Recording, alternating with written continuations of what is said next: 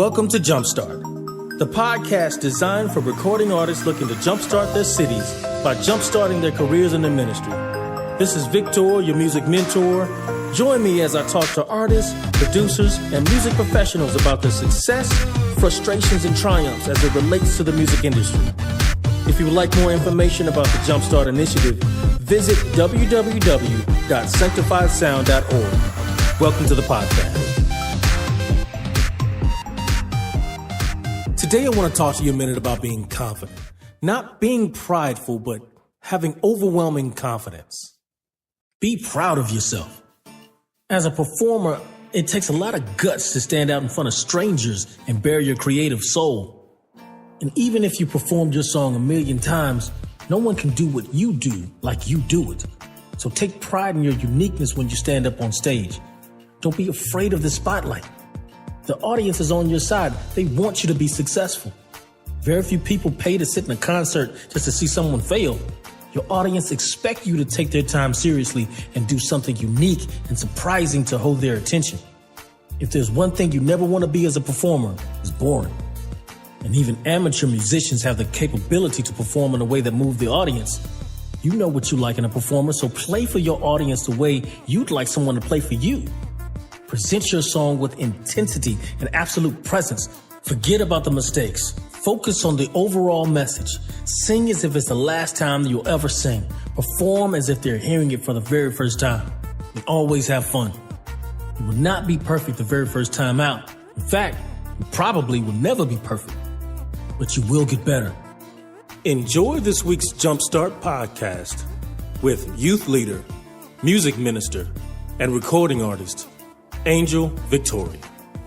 Welcome to the Jumpstart, the podcast designed for recording artists looking to jumpstart their cities by jumpstarting their careers in their ministry. This is Victor, your music mentor. And man, I got a treat for y'all today. All the way from North Kakalaki, North Carolina, my sister, Angel Victoria. What's happening with you? Hey, everybody. Look, we thousands of miles away, right? I know. How you been? I've been doing good. I'm in a new city. I'm doing good, trying to settle in. I think I've settled in. Really? You think so? The big city? As far as the big city, yes. Yeah. I think I have. Like, how long you been out there? 7 months. Almost 8. 7 months. So, when you gonna stop all that foolishness and come on home? You gonna have to take that up with God. I'm on his time schedule. Come on, God. I'm back home since forever, you know? I'm on his time schedule. Yes, indeed. You met a lot of new people out there? Mostly my new church family. Mm-hmm. I've met them. I had a friend that moved down from Baton Rouge who's here now, so I've been chilling with her. But hopefully, now that I've settled in, I can start meeting a whole bunch of Wait, hold up. Who you stole from us? I ain't steal nobody. Sonia, my friend Sonia Warren. Oh, gotcha. She had her family down here, so she's down here. What church you said you at now? I am at the Restoration Place Church with Pastor Dexter and Jeanette Howard. So you went up there for ministry, right? Yes, I am their worship and creative arts coordinator and youth minister. You got to go through the whole ordination. Yeah, soon I'll be going through the ordination, but yes. What are you doing musically up there? It's a whole new season for me. I'm not recording anything right now. Mm-hmm. Songs, of course, come to my head, but I haven't been writing or anything. Right now, I'm just focused on the vision of the church and trying to grow worship leaders and, get them to step out and be all that God's called them to be. So right now, musically, that's all I'm working on right now.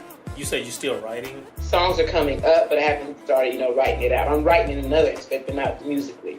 But as far as like the church is concerned, what are you doing with them specifically? Because, we're a newer church, just probably a year and a half church planted, and I'm just trying to, the first thing God told me to do was to, help them to know what worship is. It's not when you get on the stage. It starts at home and with your relationship with God. So I'm just trying to build that culture of worship in their lives first, and then we'll be able to impact our city with that. So just basically teaching them that, you're not just up there to sing. Mm-hmm. We're all worship leaders. We may not all vocally get up there and, lead a song, but, if you can, I want to teach you how to do that and how to do it effectively, just based off of what I learned. So you're taking everything that you learned from Bethany?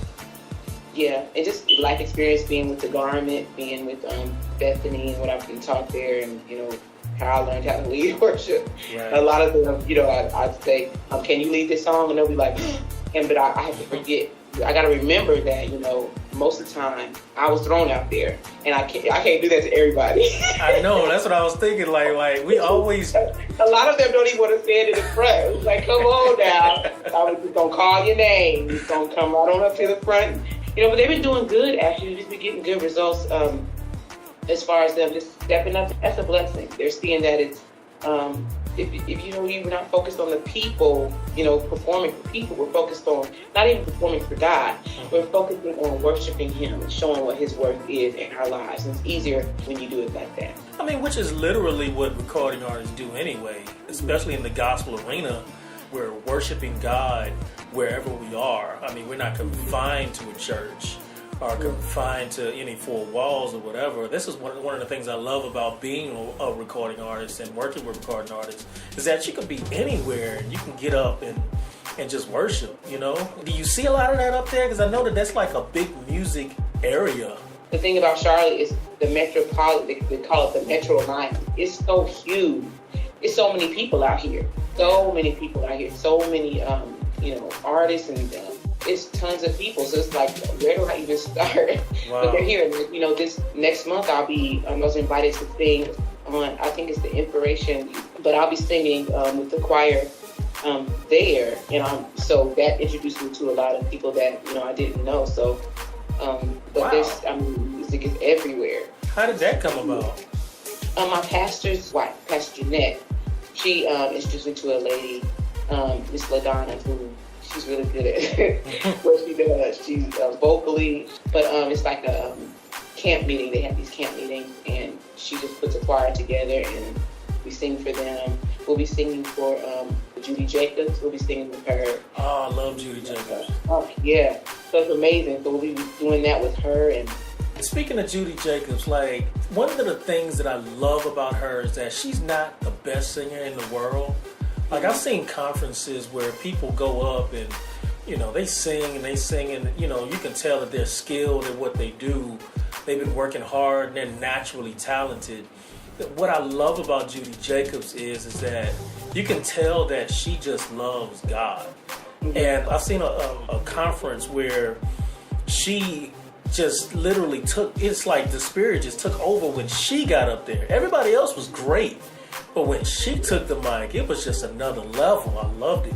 Well, you can, people have skills and talents, and they can grow those skills and talents, but when you have the anointing, it's a completely different thing. Yeah. It's completely different. You don't have to work as hard with the anointing, because the anointing takes, like you said, took over her, so the anointing takes over. Only thing you got to stay focused on is what you do before you get where you get and what you're doing. What do you think that you could do to break into the scene out there? I already met people that are in that scene already, so it's easy to get there, but right now. Mm-hmm. And you think it's a lot easier just because it's easier to network out there? It's a little bit easier than what I think as far as being in Baton Rouge, because there's a lot of connection, but most of the connection is with the same people that you're around. Right. I'm saying it's easier here because it's newer people. It'll be easier because nobody knows me. So, like in the beginning in Baton Rouge, nobody knew me, so to me it was easier for me. Yeah, I got you. Yeah. So, but then when I got known, it's kind of like, where we gonna go? What we gonna do? Well, you know what? I did some research a couple weeks ago, and I just out of curiosity wanted to find out how many people were in the Louisiana area. I found out it was like 4 million. Like 4 million people over 4 million. It's almost like 4.5 million people in Louisiana. Like, you can go platinum here, Well, you can. And the crazy thing is, like, in Charlotte, the Metro Atlanta area, it's 2 point something million. Yeah. So imagine the state of North Carolina. Exactly. Look, that's in Charlotte. Right, both Carolinas. Exactly. Yeah, you got that too, because it's like the South and North Carolina right there. You know? Yeah. You know, whenever you step out there, I just imagine that it's going to be, very fortuitous that you have the connections in Carolina and in Baton Rouge and Arkansas, right? And the thing is that's a good thing. I still have my my foundation. I'm not going to say that it's going to be all easy as pie, but no, I went to an event called The Experience. And I was like, dang, they were just in there just playing, worshiping, and then they just did a set where the wife, she got up, the host up, they called her, come on up here and sing. She didn't want to sing, but she got up there and did her thing and had this microphone to where she didn't even need background vocalists. It split her voice in 4 parts. Wow. So I was like, what's going on? But, all these people came and supported them in the ministry that they have. They just travel in North Carolina and just have fun.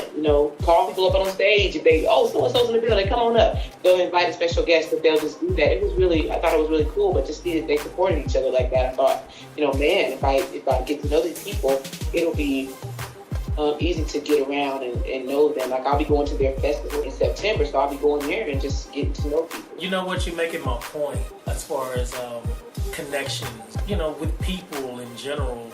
I believe that is a lost art when it comes to putting it against social media. I think social media makes you lazy.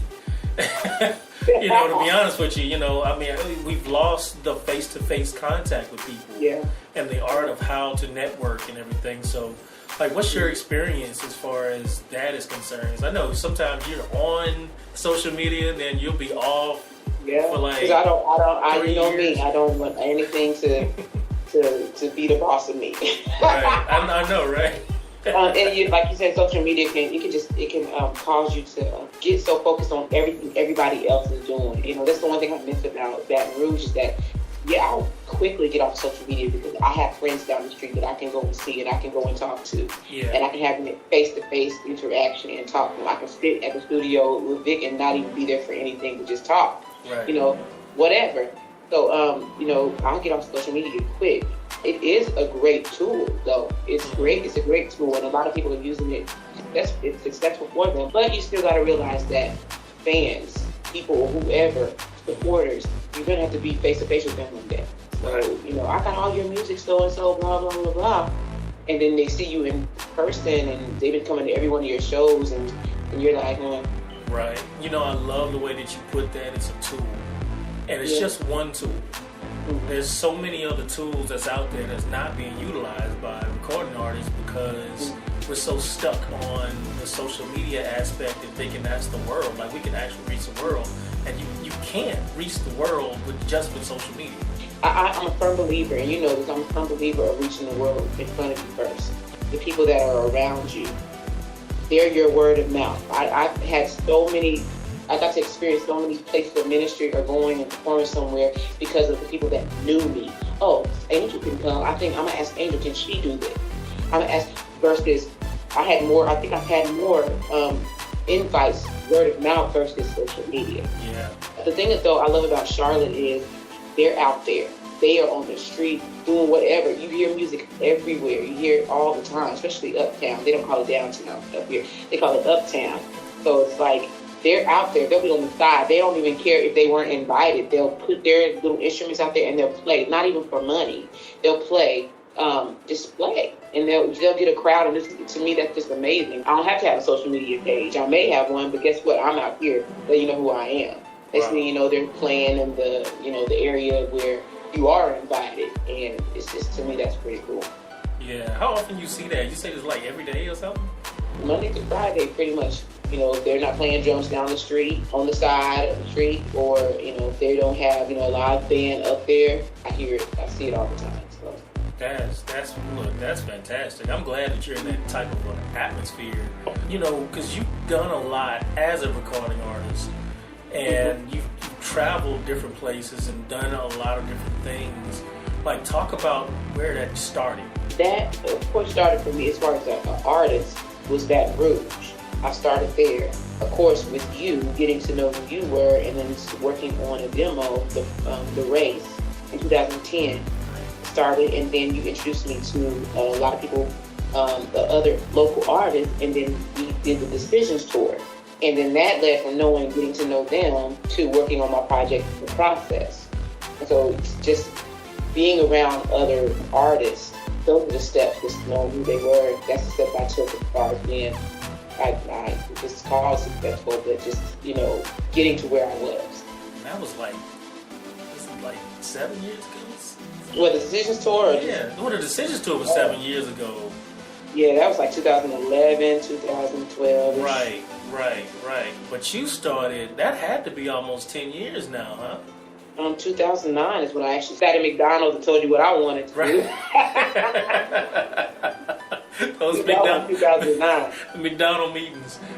Yeah, sat at McDonald's that's no longer there. Right. Well, actually, they're building it back up now. So, okay. Yeah. Well, look, let me ask you this, though. At the height of your career, doing whatever you want to do, what would you be doing, and you look up and say that, man, this was a successful life? Like, what would you be doing? You know me, I will use anything that I have to reach anybody, specifically women. I love ministering to women. I had a dream with God. In the dream, He told me, you are a manufacturer of God's word. And so I was like, manufacturer of God's word. Okay, what is that? Looked it up. I'm a nerd. I studied it. And I said, I can't manufacture God's word. But I looked it all up and I just prayed about it. Basically, every gift, whether it's singing, whether it's blogging, writing, talking, I can produce God's word. Yeah. I can put it out there in any form. My favorite thing is like, t-shirts and things like that. I love wearing t-shirts with stuff on there. I can put God's word out there anyway. And so I can manufacture His word, just putting it out there anyway. And I love using any gift, anywhere, any place to be able to help somebody. If I was at the top of my game, I would be traveling the world doing that. Just anything. I'll put it all under one umbrella and I'll just do it that way. But I'll do whatever it takes to get the word of God out. I like how you said it, though, that it's not just music. It's everything. It's every tool at your disposal, because the message is the most important thing. Yeah. We have the story in the Bible where it talks about the talents. Some have 3, some have 1, some have 5. And sometimes I used to be like, man, I don't know how to do whatever. I'm that 5 person. So it's like, it's not that the person that's 5 is better than the 1. No, it's based off the ability God has given you. Yeah. And so God is, even when I wasn't singing, when I was in school and I was running track at the University of Arkansas, they called me the racehorse because of my ability. At any minute, last minute they wanted me to, in order for us to win the regionals, I had to run the hurdles, and I never did a hurdle in my life. My friend who was an Olympian, he came and he trained me over a chair. He said that if I do it over a chair before I can do it over a hurdle. I did that, and I actually ended up getting first place at regionals. They called on me because, being a racehorse, I can just definitely an angel can do triple jump. It's just something that God has put on me. That my mom said spoken over me when I was a child, that anything I touch will be successful. And so, using anything and everything that I've got, I got that 5 talent. I'm gonna do it because it's the ability that I have, and I don't want that, taken away from me. I don't want to sit on it. So people who have the 5 can sit on it just like the 1 did, Right. I don't want to sit on anything. I want to be able to use everything that I've got to reach somebody. How's the garment? Well, the garment has been handed over successfully to Ms. Garcelle East of Zachary, Louisiana. They're doing good, They've been invited to places, doing their the Crowns on Bible study. I believe they're having one on the 16th of this month, I believe. The garment, those are my friends and my babies. I'm glad that I'm able to be both a leader with them and be a friend, and that I can successfully hand that over to somebody without, just dropping it, because it's a very impactful ministry. So talk a little bit more about what the actual ministry of the garment is.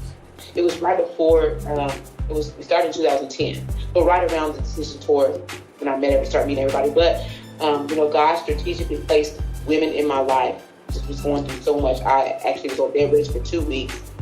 Couldn't get out of the bed until the second week. Locked up in a dark room. My roommate Janae had to come and tell me, what is it, the bat cave? And God, it was like dark. I didn't want any light in there. And so, God, during that month, brought 2 people, Darcel and Sherry. They came to the door with food. I don't know how in the world they found out I was sick. If they had been, I don't know to this day. But just the love they had to come and even check up on me, that blessed me. At that time, I didn't want to be around anybody. I didn't want any friends. I just wanted to be alone. And they came to my door, tried to make me, laugh. Darcel tried to make me eat, which she successfully did. That started a friendship. I knew Sherry, but I wasn't like friends with her yet. That just built and it grew. And one time someone asked, can we sing somewhere? And we just gathered a group. I knew Kelly and Jaleesa, and we asked, can they sing with us? And we just, from there, just started. God gave me the vision for the garment. I already had a ministry before I came to that. It was called Tamar's Garment. But God's, he was like, it's bigger than, sexually abused women. Right. It's for more than that. So all these women, all of us together have different stories. And that way, no woman can go unnoticed or their lives cannot go untouched, because there's no way that you can't. So-and-so has been through this. Oh, she's been through this. You can go and talk with her, So it just grew from there. It's been going now. This year will be 6 years strong, 7 years strong. Wow, that's a long time. Yeah, even though we don't do as much as we did, it's because we realized throughout these years of trial and error that life is busy for women. And so when we can get together, we can get together. And so if it's a Bible study, we'll do it. We'll go to Clown's Dawn. If it's just gathering and doing worship at somebody's house, if it's just hanging. But it's basically coming together, covering each other, the garment, covering each other's lives. And, just they came down here for my birthday, because a lot of us had the same birthdays, the same month. And so they came down here and just covered me and loved on me. I was, here by myself, and I was sad. And then, they covered me. And so it was just a blessing that even the garment could come. And then they came and sang at my church and did worship at my church. So I was like, oh, what a friend's fun. I heard you talk a little bit about it was a downtime for you. And I know a lot of artists are going through those situations once, twice, 3 times, just all throughout their careers. What are some of the frustrations that you've had and that you would care to talk about as far as your, not just recording career, but like your ministry? My struggle was being an artist and a worship leader at the same time. It's 2 very different animals. So we're all worshipers of God, but it's 2 different areas, arenas. Yeah. And especially at Bethany, you don't perform at Bethany. You don't perform at any church. If you're a worship leader, there's no room for performing. Right. And so having a show on Friday night and Saturday night, and then coming to church, you have to get out of that mindset. Like the hardest thing for me, you know Victor very well. I couldn't stand being called an artist. I hated it. And you had to tell me what it was. It's your art. I ain't a performer. I ain't performing for nobody. This is about God, I'm a worshiper. But, you rappers worship, singers worship, dancers worship, painters worship. We are all worshipers of God. Well, but I had to realize, Angel, like somebody would invite me to lead worship at a place, and people would know me as Angel Victoria, and so they'd just stare at me and they wouldn't go in, and it was frustrating. Then somebody would, invite me to perform, like you said, the Spirit of God will come on you and you want to worship, but they're like looking at you like, I don't want to perform it. I don't want to worship. Right. That was difficult for me. That was very hard for me. So you can't force anybody to worship God. You can't force anybody to go in with you, but you have to be strong enough to just, stick with what you're doing. Whatever happens, happens. So to me, that was more frustrating. And just being consistent. You had to teach me a lot about an artist, because I didn't want to be one. And then I didn't consistently, I think if I had your program when I first started, I think I would have done so much better as an artist. Because towards the end, before I left, I got into your program where you were showing me how to be consistent in doing this. this needs to come out here, this needs to come out there. I believe if I had that at the beginning. A lot of people just don't have those type of people that are willing to show, teach how to become successful as in the music industry. Yeah. Yeah. So it's great when, I'm sure that, there's so many mentors up there in North Carolina. You just probably have to be exposed to them. But I think the journey here, it prepared you for what could possibly be a great career for you down there in Carolina. It definitely did. I everything that I've learned in Baton Rouge, whether it's from Bethany or just being an artist or being around you, helped me. You taught me about stage presence. I have to consistently talk about stage presence. Make sure y'all smiling, make sure you're moving, make sure you really believe what you're singing. Or the people in the audience are not going to believe you when you're saying that my God reigns and you're frowning and looking down, So how did you overcome some of the stuff that you were talking about? What? Just, being around people who encouraged you and who, just kept telling you to keep going. You made me, Angel, always talking about you got to be consistent, Angel. You got to. Right. It took me from the race to the process 3 years. Hey, look, some artists. And that came with the balancing of life. That was just so difficult for me. I couldn't balance it all, Yeah. But it was difficult. But it wasn't that you were gone for 3 years though. You were still doing stuff. It's not like you just fell off the map and then all of a sudden you just pop back up. You don't necessarily have to keep doing projects and albums, but just do something. Do something.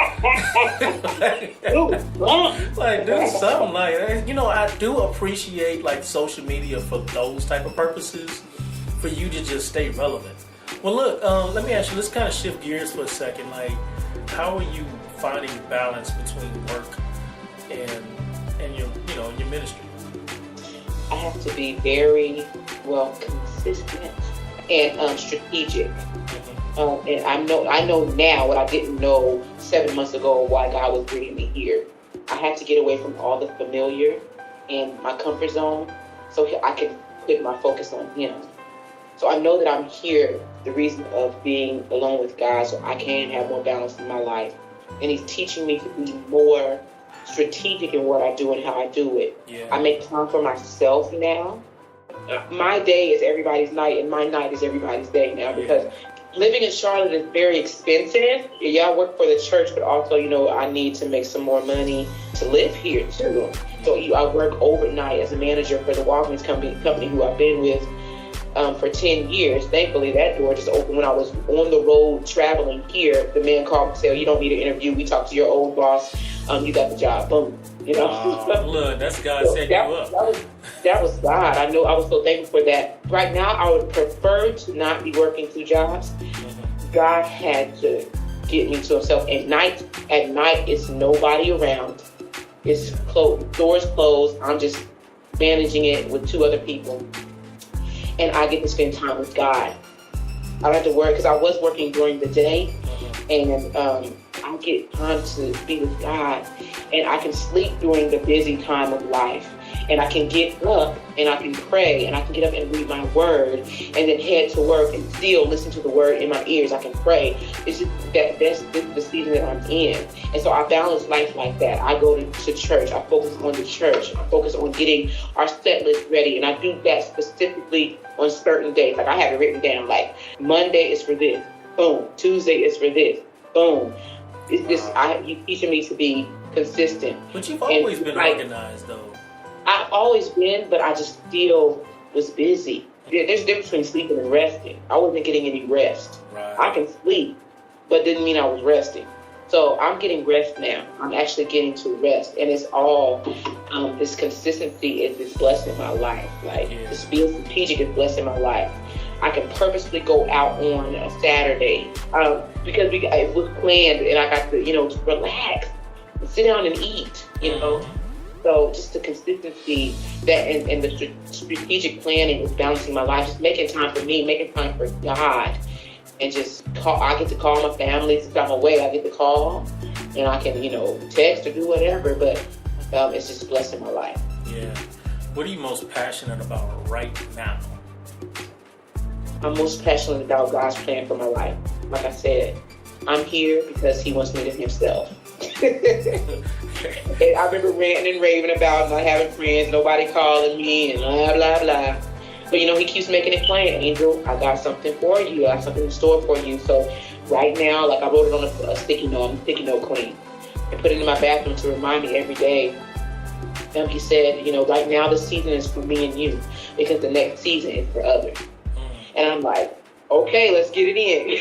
Right. Because I know that busy life. I know how that busy life. I know how doing ministry, one, having your own ministry, two, having you working, helping a ministry in Baton Rouge, serving at a church, a big church where you're, pulled on and things like that, and you're leading worship there, doing Bible studies, going to cell group, B groups. I know that busy life. And so I'm going to take full advantage of this season right now. So I'm most passionate about His plans for my life right now. Yeah, that's what I'm focused on. You know what's funny about what you just said is that you would think, when God wants you to Himself, that He would take you to like a place that doesn't have a lot of people. But He brought you into the middle of one of the most busiest cities. I know. But the thing is, God is so strategic. I always know when He's doing something different. When He uproots me, He always uproots me and puts me somewhere else when He wants me to Himself. I came to Baton Rouge for an internship. He wanted me to Himself. Came from Baton Rouge to Charlotte. He wanted me to Himself. When I left home to go to college, He wanted me to Himself, to work on me. Yeah. He's always been doing that. But right now, even He's been strategic in, no, you're not going to, when I first got here, I was trying to find something to do during the day after work. So He's like, no, I don't want you about that life right now. Yeah, I can look out the window of my job because it's the first walk that I ever worked at that, is inside the Make of America building. Oh, wow. Where everybody is. It's the busiest Walgreens in the nation. The second busiest, one that's first business is in Las Vegas. So imagine. Of course. Yeah. Of course. Okay, so we're the second busiest Walgreens. At night, He strategically placed me at night. So I can look down and I see women who did what I used to do out there clubbing. I mean, they be clubbing on Tuesdays and, they where I used to be. So I can pray for them. Yeah, I'm so serious. I look out the window because these big, beautiful windows that you can see the whole city in my job. So it's like what you used to do. And it's like your heart hurts for them. Yeah. Like, you don't have to do that. I ain't gonna say what they look like. It's just because I used to be out there. I used to be like that. And so I can pray for them, and I just, would stop looking at them in sorrow. And my pastor told us to, think differently. Begin to pray that these women will be saved. Begin to pray that this city will be saved and they will know God. And He strategically placed me at night, so I don't have to be going and trying to look for things to do and get caught up in anything I ain't supposed to be in. Yeah. So he's awesome at what He does, and so my passions right now is just focusing on his plan for me, what He wants me to do, because obviously this next season is going to be a busy one. Look, you ready for it though? I'm getting ready. I ain't ready yet. I'm getting ready. No, you ready. You ready. God just hiding you right now because He don't want to. You know what's going to happen as soon as you step out there. Because, it's not a week that goes by I don't get asked about you. Everybody. But I'll be there next month. I'll be there. Come on home. Well, before we go, I want to throw out some questions for you. We do some rapid fire questions at the end. All right. So if you had no constraints with money or time or location, anything, there was no constraints on you whatsoever, what would you and Bethany, your dog, what would y'all's perfect day look like? Bethany will be in the kennel. What? She's a wild child. I got a pug mix, okay? She's mixed with Black Terrier, and she's wild. But it depends. I'll take her with me, but I'll probably be traveling. I'll be traveling. Yeah. I'll be doing something outside of the house. I don't have vacations a lot. I need vacations. I've been for the past 10 years, I've been doing, and I need some time, some downtime, you know. What's an online source that you can't live without? You know I can live without any online source. Right. Okay. But Google. I really like Google. Google is a lifesaver. It really is. Do you read books online? Yep. I just got through reading Sarah Jake's book. I got through reading The Weight. Now I'm reading one of Christine Kane's books, Unstoppable. Wow. So you've been doing that, overnight. What's the best advice you've ever received? My dad, this is something I live by to this day. He told me one day, just randomly, never let them take your crown. And that just means basically, you're a daughter of God. You love him, he loves you. Never let anybody take who you are away from you. If you could go back and give your younger self advice, what would it be? To not try to prove myself to anybody. We're all different for a reason. And if people can't handle it, they can kick rock. Most people sitting here trying to prove themselves to people, and you don't have to prove yourself. Yeah. Whoever God calls you to be is who he calls you to be. You don't have to prove yourself or prove anything to anyone to be accepted. That's what I would tell my younger self. I could have avoided so many things. Yeah. When I first moved here, God said that you don't have to prove yourself anymore, Angel. I heard it clearly. Driving this way. I spent so many years trying to prove myself and trying to be accepted by people. Man, so all right, so give the people some parting advice, because most of the people that's going to be listening to this are recording artists. What's a parting piece of advice that you would give to recording artists? Do you, be you. I mean, people who are different and step out in what they know and they're successful. And they're successful because they're different. They're successful because they're being themselves. Don't try to be anybody else. You cannot be successful being someone else. And even for those, this upcoming generation is, they're quick with everything. They get things done quickly. They're dropping another song every 5 minutes. If you're, older in this generation, don't try to compete. Don't try to compare. If your season is up, it's up. And it's okay. It doesn't mean you're failing. It's just like, it's time for you to start mentoring. Like, for example, I'll throw this back on you, Victor. You with the syndicate. When did you know your season was up? You could have continued trying to do that. No, but I did. I did. I started a solo career. Make another syndicate and just continue to be this rapper. That was done. You could have continued to try to be doing that, but then you said, look, I got all this wisdom, I have all this ability and talent and skill, I can help others. Yeah. The garment, I could have said, God, I don't want to stay here because my girls, but I was like, no, I have something more for you. Hand it over, go. But I knew my season was up. Yeah. So know when your season is up and then mentor people. Mentor the younger generation because they need you. And the younger generation listening, listen to what they got to say. I wouldn't have been as good of an artist as I was if I didn't listen to Victor, because I hated rules. But he said, Angel, you can't do this. I remember our conversations because you were always like, why? Well, why? I can't. Why? I ain't gonna do all that. I don't care if they say you gotta come out on Tuesday. Let's bring it out on Wednesday. I don't care. I would have put another album out today. Right. I ain't down. I remember those conversations. Yeah. But you gotta listen. I wouldn't have done as well as I did if, the funny thing about it though is here in Charlotte, they think I'm a new artist. Yeah. Because it's a new area. It's like, I can't go ahead and so I can either, I know the season that I am in, so I know not to try to move on that. But at any moment, if God say go, I'm a new artist. Yeah.